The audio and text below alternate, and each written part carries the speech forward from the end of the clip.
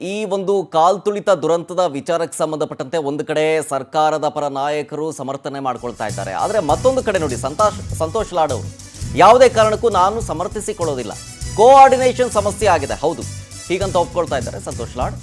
ದುರಂತಕ್ಕೆ ವಿಷಾದವನ್ನು ವ್ಯಕ್ತಪಡಿಸಿದ್ದಾರೆ ಕಾರ್ಮಿಕ ಸಚಿವ ಸಂತೋಷ್ ಲಾಡ್ ಅವರು.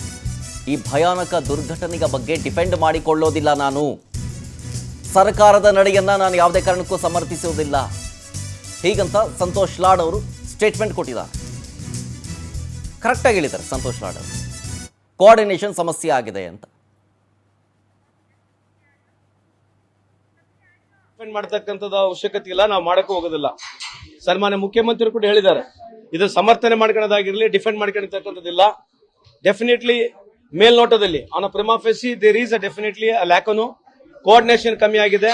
ಹಂಗಾಗಿ ಆಗಿರ್ತಕ್ಕಂಥದ್ದು ಮ್ಯಾಜಿಸ್ಟ್ರೇಟ್ ಎನ್ಕ್ವೈರಿ ಸನ್ಮಾನ್ಯ ಮುಖ್ಯಮಂತ್ರಿ ಆಲ್ರೆಡಿ ಇನ್ಸ್ಟಿಗೇಟ್ ಮಾಡಿದ್ದಾರೆ. ಆಮೇಲೆ ಇದು ಯಾವುದೇ ವರ್ಡ್ಸ್ ನಲ್ಲಿ ಲಾಸ್ ಆಫ್ ಲೈಫ್ ಕೊಡಕ್ ಆಗೋದಿಲ್ಲ.